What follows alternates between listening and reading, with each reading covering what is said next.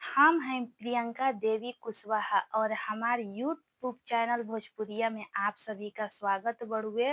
और रउआ सभे के हम गोड़ छू के प्रणाम करतानी। और हम और एगो भजन प्यारा से लेकर आ गइल बानी, शिव चर्चा भजन।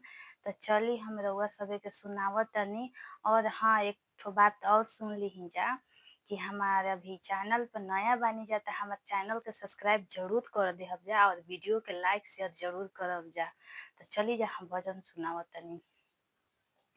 गाय के गोबरा से अंगना लिपौनी, शिव गुरु आइब की ना।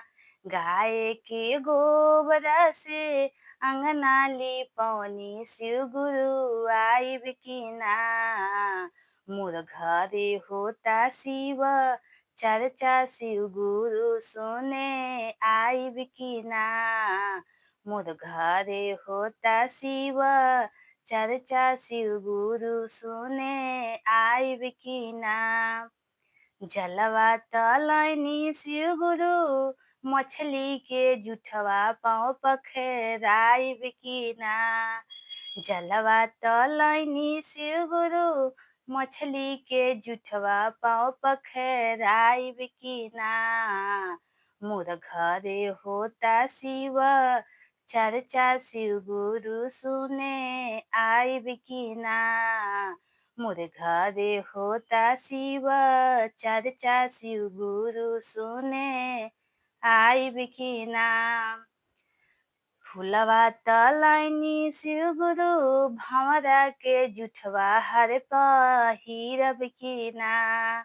फुलवा तलैनी शिव गुरु, भंवरा के जुठवा हर पे हेनब की ना।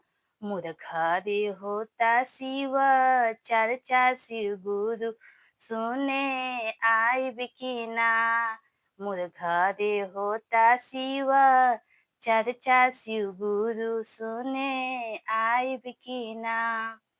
फलवा तलैनी शिव गुरु, सुगवा के जुठवा भोगला गाइब की ना। फलवा तलैनी शिव गुरु, सुगवा के जुठवा भोगला गाइब की ना। मोर घरे होता शिव चर्चा, शिव गुरु सुने आइब की ना। मोर घरे होता शिव चर्चा, शिव गुरु सुने आइब की ना। दूधवा तलैनी शिव गुरु, बछड़ा के जुठवा दूधवा पियब की ना। दूधवा तलैनी शिव गुरु, बछड़ा के जुठवा दूधवा पियब की ना। मोर घरे होता शिव चर्चा, शिव गुरु सुने आइब की ना।